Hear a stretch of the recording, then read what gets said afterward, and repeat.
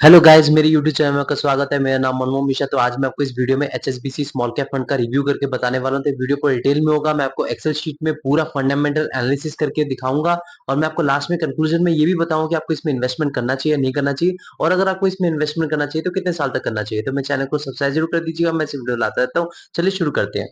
तो जैसे कि आप मेरे यहाँ पे स्क्रीन पे देख पा रहे होंगे, एचएसबीसी स्मॉल कैप फंड, इसका अगर आप लॉन्च ऑन डेट देखें तो 12 मई 2014 है। मतलब बेसिकली इस फंड को 10.3 इयर्स हो चुके हैं लॉन्च होते होते। तो इसका कैटेगरी रिटर्न देखें 10.3 इयर्स में तो 20.8% तक का रिटर्न है। लेकिन इस फंड का अगर आप रिटर्न देखें 10.3 इयर्स में तो 24.21% तक का रिटर्न है। मतलब इसने अपने कैटेगरी को लगभग 3% से बीट कर रखा है, जो कि बड़ा मार्जिन है। तो मैं इस मामले में इसको पॉजिटिव फीडबैक दूंगा, क्योंकि कैटेगरी बीटिंग रिटर्न होना बहुत जरूरी होता है, क्योंकि आप यहाँ पे लगा ही रहे हैं ताकि आपका थोड़ा कैटेगरी बीटिंग रिटर्न मिल सके और अच्छा और बहुत मैसिव रिटर्न मिल सके। अब कैटेगरी रिटर्न मान लीजिए 5 साल के हिसाब से देखा जाए तो 5 साल में कैटेगरी रिटर्न है 32.27% तक का रिटर्न। लेकिन इस फंड का रिटर्न जो 5 साल में है 30.82% तक का रिटर्न। मतलब लास्ट 5 इयर्स में अगर आप देखें तो इसने कैटेगरी बीटिंग रिटर्न नहीं दिया है। लेकिन हम ऑल टाइम रिटर्न ही कंपेयर करेंगे तो 5 साल का कोई डेटा नहीं बनता, क्योंकि देखिए जब आप इन्वेस्टमेंट की सोचते हैं तो आप मान लीजिए आप बहुत लॉन्ग टाइम के लिए वेट कर रहे हैं और लॉन्ग टाइम तक इन्वेस्टेड रहते हैं। तो इसीलिए मैं इसको इस मामले में रिटर्न के मामले में और कैटेगरी के कंपैरिजन में मैं इसको पॉजिटिव फीडबैक दूंगा ओवरऑल। अब मान लीजिए आप इस पर्टिकुलर फंड में 1,000 रुपए इन्वेस्टमेंट करते हैं हर महीने 10 साल तक कंटिन्यूअसली, तो आपका जो अमाउंट डिपॉजिट होता है वो 1,20,000 रुपीज और 1,20,000 रुपीज आपको कन्वर्ट होकर बन जाता है 10 साल बाद 4.6 लाख रुपीज। तो आप देख पा रहे हैं कि यहाँ पे जो पैसा है आपका 3 गुना से ज्यादा हो गया है। तो देखा जाए तो आप यहाँ पे इन्वेस्टमेंट की ताकत आपको दिख रही होगी साफ साफ, कि मतलब आपका पैसा तो 10 साल में कितना गुना हो जा रहा है, तीन तीन से ज्यादा गुना हो जा रहा है वो 24% के रिटर्न के हिसाब से। अब मान लीजिए आपने इस फंड में इन्वेस्टमेंट नहीं किया होता और आपने गोल्ड में इन्वेस्टमेंट किया होता, तो आपका जो अमाउंट डिपॉजिट होता वो 1,20,000 रुपीज होता और 1,20,000 रुपीज कन्वर्ट होकर बन गया होता 1,96,000 रुपीज। मतलब यहाँ पे जो पैसा है 10 साल में आपका पैसा डबल तक भी नहीं हुआ है। मतलब गोल्ड और एक पर्टिकुलर इन्वेस्टमेंट में आप जब कंपेयर करते हैं तो इन्वेस्टमेंट डेफिनेटली आपका जीतता है। लेकिन हाँ, गोल्ड को बेटर देन एफडी बोलते हैं, क्योंकि यहाँ पे आप नीचे देख पा रहे हैं कि जो एफडी में अगर आपने इन्वेस्टमेंट किया होता है अमाउंट डिपॉजिट होता है 1,20,000 रुपीज और 1,20,000 रुपीज कन्वर्ट होकर बन गया होता है 1,74,000 रुपीज। मतलब आपको देख पा रहे हैं कि मतलब ज्यादा डिफरेंस नहीं है, लेकिन गोल्ड ने एफडी से थोड़ा अच्छा खासा रिटर्न दिया है और इस पर्टिकुलर फंड ने तो बहुत ही अच्छा खासा रिटर्न दिया है। डेफिनेटली आप इन्वेस्टमेंट को इसीलिए कहते हैं कि जरूरी बोला जाता है और करना क्यों इंपॉर्टेंट है तो आपको दिख ही रहा होगा यहाँ पे शीट पे। अब रिटर्न वर्सेस कैटेगरी की बात करें तो अबव एवरेज है। डेफिनेटली देखिए इसने कैटेगरी बीटिंग रिटर्न दे रखा है तो अबव एवरेज रहेगा ही। अब ये मत सोचिए कि यार अबव एवरेज बताया तो यार आपके लिए क्या 24% एवरेज रिटर्न है। तो देखिए मैं यहाँ पे जो अबव एवरेज बताया गया है वो रिटर्न वर्सेस कैटेगरी, मतलब कैटेगरी के हिसाब से ये अबव एवरेज रिटर्न है। अब आप बोले हाई किसको बोलेंगे, फिर हाई इसको बोलेंगे जिसको 30% तक का रिटर्न है और यहाँ पे कैटेगरी 21% तक या 20% तक का रिटर्न है। तो यहाँ पे जो है 21 से थोड़ा ऊपर है। आप देख पा रहे हैं यहाँ पे जो कैटेगरी रिटर्न है 20.8 है और इसका जो है 24, मतलब 20 थोड़ा बहुत ज्यादा है अगर आप देखें। अब रिस्क वर्सेस कैटेगरी की बात करें तो एवरेज है, मतलब कैटेगरी के हिसाब से कोई ज्यादा रिस्क नहीं ले रहा है या फिर कम रिस्क नहीं ले रहा है, मतलब एकदम एवरेज ही चल रहा है। ये हमको आगे पता चले कि रिस्क कितना है, तो ये आगे है risk versus risk and return ratio में। यहाँ पे आपको पता चलेगा कि यहाँ पे जो मैंने लास्ट 3 साल का आपको कैटेगरी का रिस्क एंड रिटर्न रेशियो दिखाया है। तो आप देख पा रहे हैं कि यहाँ पे जो बीटा है यहाँ पे 0.85 है इस फंड का, और कैटेगरी का देखा जाए तो 0.8 है। तो देखा जाए तो ये कैटेगरी से थोड़ा सा ज्यादा वॉलेटाइल है। अब बीटा क्या होता है? Volatility with respect to its benchmark, beta उसको कहते हैं। मतलब वॉलेटिलिटी कितना है इस पर्टिकुलर फंड में, तो देखा जाए 1 से नीचे होना चाहिए तो कैटेगरी 0.8 है और ये जो है वो 0.85 है। तो थोड़ा बहुत रिस्क तो ज्यादा बनता है, क्योंकि यहाँ पे रिटर्न भी आपको ज्यादा दिया है लॉन्ग टर्म में। तो डेफिनेटली ये रिस्क कैटेगरी से थोड़ा ज्यादा लेता है। तो यहाँ पे मैं रिटर्न ज्यादा दिया है इसलिए मैं इसको कंसिडर नहीं करूंगा, मतलब मैं नेगेटिव फीडबैक नहीं दूंगा। रिटर्न का कैटेगरी से कम दिया होता या उसके बराबर भी दिया होता और रिस्क यहाँ पे ज्यादा होता, तो मतलब वॉलिटिलिटी ज्यादा होता, तो मैं यहाँ पे डेफिनेटली यहाँ पे नेगेटिव फीडबैक देता हूँ। लेकिन यहाँ पे माइनर डिफरेंस है इसलिए मैं नहीं दे इसको दूंगा। स्टैंडर्ड डिविएशन की बात करें तो स्टैंडर्ड डिविएशन बेसिकली क्या होता है, जैसे कि मान लीजिए आपके इस पर्टिकुलर फंड का एवरेज रिटर्न 20% है, तो यहाँ पे स्टैंडर्ड डिविएशन 16.29 है इस फंड का। तो फिर क्या होगा 20 प्लस 16.29, मतलब इस साल आपको 16.29% तक का रिटर्न दे सकता है, या फिर आप 20 से -16.29 कर दीजिए, मतलब आपको लगभग 3.7% तक का रिटर्न दे सकता है। तो जो 3.7% रिटर्न, मतलब आप देख पा रहे हैं कि मतलब ये एक स्ट्रेचेबिलिटी बताता है एक पर्टिकुलर फंड का, मतलब कितना ये एवरेज से स्ट्रेच कर सकता है आगे और नीचे, मतलब उससे नीचे भी स्ट्रेच कर सकता है। मतलब आप समझ सकते हैं इसको इलास्टिक फॉर्म, मतलब इसको इलास्टिसिटी समझ सकते हैं। लेकिन वो चीज अलग होता है। लेकिन यहाँ पे अगर देखा जाए तो स्टैंडर्ड डिविएशन में देखें तो इस फंड का कैटेगरी का देखें तो 15.33 है और इस फंड का 16.29 है। मतलब देखा जाए अगर ये कम हो तो ज्यादा अच्छा हो रहता है। तो यहाँ पे थोड़ा ज्यादा है as compare to its category, लेकिन थोड़ा सा ज्यादा है तो मैं यहाँ पे इसको भी ज्यादा नहीं मानूंगा, क्योंकि यहाँ पे आपको रिटर्न भी उसके हिसाब से ज्यादा दे रखा है। तो यहाँ पे मैं थोड़ा बहुत मतलब यहाँ पे मैं नेगेटिव फीडबैक तो नहीं दूंगा कि पॉजिटिव ज्यादा फीडबैक नहीं दूंगा।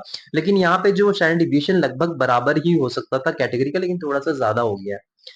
अब यहाँ पे मिनिमम एसआईपी, मतलब मान लीजिए आप इस पर्टिकुलर फंड में इन्वेस्टमेंट करना चाहते हैं तो यहाँ पे मिनिमम एसआईपी 500 रुपीज से आप स्टार्ट कर सकते हैं, और लमसम करना चाहते हैं तो 5000 रुपीज से कर सकते हैं। तो यहाँ पे मैं पॉजिटिव फीडबैक दूंगा, नेगेटिव फीडबैक दोनों ही दूंगा इस पर्टिकुलर चीज में, क्योंकि रीजन ये है कि देखिए आजकल जो स्टूडेंट है ना वो लोग भी इन्वेस्टमेंट कर रहे हैं। तो लमसम अगर 1000 रुपए हो जाए और मिनिमम एसआईपी 500 रुपए, चलो ठीक है। 100 रुपए भी आजकल कई सारे फंड में है, लेकिन 500 रुपए भी चलता है, लेकिन लमसम अगर थोड़ा सा कम हो जाए तो ज्यादा अच्छा है। अब लेकिन फिर भी आप इसको कंसिडर कर सकते हैं, कोई ज्यादा बुरा नहीं है। 500 देखिए आप लमसम करेंगे तो थोड़ा बड़ा अमाउंट तो करेंगे, ये नहीं कि 1000 रुपए लमसम कर रहे हैं, तो भाई एसआईपी करिए आप। तो ये चीज कुछ ज्यादा मैटर नहीं करता है। अब लॉक इन पीरियड की बात करें तो कोई लॉक इन पीरियड नहीं है, कभी भी आप इन्वेस्टमेंट कर सकते हैं, कभी भी आप एग्जिट मार सकते हैं। अब एएम साइज की बात करें तो एएम बेसिकली इसका फुल फॉर्म होता है एसेट अंडर मैनेजमेंट। तो कितना इस पर्टिकुलर फंड में पैसा इन्वेस्टेड है। तो ये बेसिकली अगर मान लीजिए कम होता है तो प्रॉब्लम ये होती है कि आपको पता चलता है कि यार इसमें ज्यादा लोग इन्वेस्टेड नहीं है, तो इस पर्टिकुलर फंड में कुछ ना कुछ दिक्कत है, या फिर कुछ ना कुछ तो प्रॉब्लम है जो कि मतलब इस पर्टिकुलर फंड में ज्यादा पैसा नहीं है इन्वेस्टेड। लेकिन अगर एईएम साइज ज्यादा है तो प्रॉब्लम क्या आती है, फंड मैनेजर को मैनेजमेंट की दिक्कत आ जाती है। कभी कभार आपने सुना होगा कि Nippon India small cap fund ने क्या करा है कि अपना एसआईपी बंद कर दिया, अपना लमसम बंद कर दिया। तो ये जो प्रॉब्लम है मैनेजमेंट की दिक्कत आ जाती है उस चक्कर में। तो ये अगर फंड मैनेजर मैनेजमेंट ठीक कर लेते तो कोई ज्यादा बड़ा इश्यू नहीं होता है, अगर एएम साइज के हिसाब से देखा जाए तो। लेकिन एक ऑप्टिमम, एक बेस्ट जो मैं कंसिडर करता हूँ, अगर आपका फंड 10 साल पुराना है, मतलब 10 साल से 15 साल के बीच में है, तो आपका जो एएम साइज होना चाहिए 10,000 करोड़ रुपीज से लेकर 30,000 करोड़ रुपीज के बीच में होना चाहिए। ये एक बेस्ट एएम साइज कहा जाता है। तो ये फंड अगर देखा जाए तो 10.3 इयर्स पुराना है और इसमें 16,397 करोड़ रुपीज है, जो कि एकदम बेस्ट और परफेक्ट एएम साइज है। तो मैं यहाँ पे एकदम पॉजिटिव फीडबैक दूंगा और परफेक्टली पॉजिटिव फीडबैक दूंगा इसको। एक्सपेंस रेशियो की बात करें तो देखिए एक्सपेंस रेशियो पे होता क्या है कि आप देखिए आप तो दिमाग लगा नहीं रहे हैं, आपके फंड मैनेजर दिमाग लगा रहे हैं, वो इन्वेस्टमेंट करवा रहे हैं, तो उनको एक एज ए मैनेजमेंट फीस पैसा देना पड़ता है। तो प्रॉफिट पे इनको 0.6965% तक का आपको एक्सपेंस मतलब आपको देना पड़ेगा एज एन मैनेजमेंट फीस। तो मैंने आपको हर एक वीडियो में बता रखा है कि अगर एक्सपेंस रेशियो 1% से नीचे हो तो उसको आप एक अच्छा खासा फंड मान सकते हैं, क्योंकि 1% जो है लॉन्ग टर्म में आपको बहुत बड़ा डिफरेंस दिख जाता है, लाखों करोड़ों का डिफरेंस बन जाता है। लेकिन जो मैंने क्राइटेरिया सेट कर रखा है कि 0.7% से नीचे हो आप उसको एक अच्छा खासा एक्सपेंस रेशियो मान सकते हैं। देखिए 1% से नीचे 0.8 0.9 भी होता है, लेकिन वो भी लॉन्ग टर्म में आपको बहुत बड़ा डिफरेंस बन जाएगा। अगर आप देखें लाखों करोड़ों का डिफरेंस बन जाएगा। तो 0.7% से नीचे हो तो उसे अच्छा खासा फंड आप कंसिडर कर सकते हैं। तो यहाँ पे 0.65% है तो डेफिनेटली एक अच्छा खासा फंड है।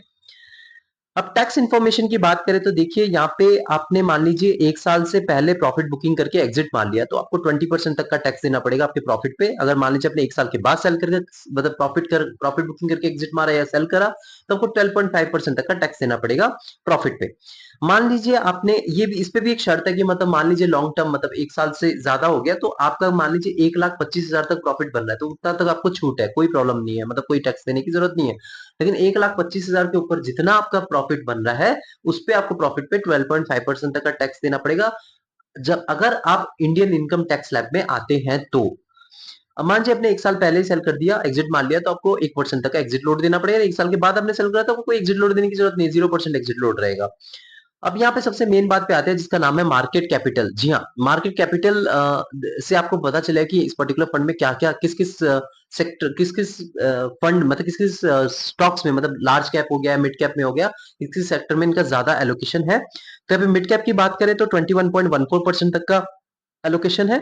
स्मॉल कैप में देखा जाए तो 74.17% तक का एलोकेशन है और लार्ज कैप में 2.81% तक का एलोकेशन और बाकी जो बचा है 2-3% वो आपको अदर्स में मान लीजिए, मतलब कैश या फिर डेप्ट में इन्वेस्टमेंट है।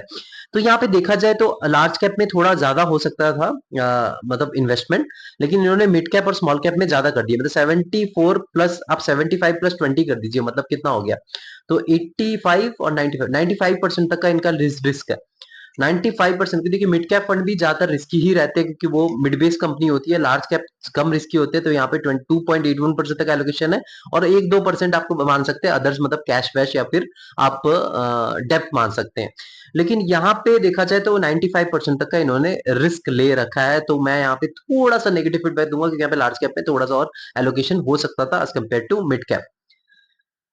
अब यहाँ पे सेक्टरल एलोकेशन की बात करें तो इंडस्ट्रियल सेक्टर में इनका 32.90% तक एलोकेशन है, बेसिक मटेरियल्स में 15.16% तक एलोकेशन है, कंज्यूमर साइक्लिकल में 15.01% तक एलोकेशन है, टेक्नोलॉजी सेक्टर में 10.89% तक एलोकेशन है, उसके बाद फाइनेंशियल सर्विसेज में 9.98% तक एलोकेशन है, उसके बाद रियल स्टेट में 7.06% तक एलोकेशन है, उसके बाद हेल्थ केयर में 5.26% तक एलोकेशन है, इसके बाद कंज्यूमर डिफेंसिव में 2.64% तक एलोकेशन है, उसके बाद एनर्जी सेक्टर में 1.11% तक एलोकेशन है। तो यहाँ पे अगर आप देखें तो ऊपर के जो 5 सेक्टर्स है ना, मतलब industrial sector, basic materials, consumer cyclical, technology, ये जो ये जो और फाइनेंशियल सर्विसेज, तो ये जो टोटल 5 सेक्टर हुए, टोटल 6 सेक्टर हो जा रहे हैं, सॉरी, टोटल 6 सेक्टर्स बन जा रहे हैं देखा जाए।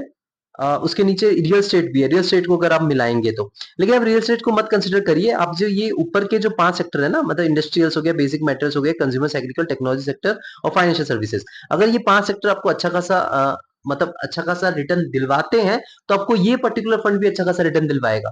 तो ये 5 सेक्टर अच्छा खासा परफॉर्मेंस बहुत जरूरी है। अब फंड मैनेजर की बात करें तो यहाँ पे एक फंड मैनेजर, उनका नाम वेणुगोपाल मंगत है, इनका एक्सपीरियंस है 4.63 इयर्स का। सेकंड में जो है सोनल गुप्ता, जिनको एक्सपीरियंस है 0.84 इयर्स का, इस पर्टिकुलर फंड में एक्सपीरियंस बताया जा रहा है। चीनू गुप्ता, इनको एक्सपीरियंस है 0.84 इयर्स का। तो एक जो फंड मैनेजर है वो 4 साल से ज्यादा एक्सपीरियंस है, तो इनको अच्छा खासा चीजें पता है, ये दूसरे को गाइड भी कर सकते हैं।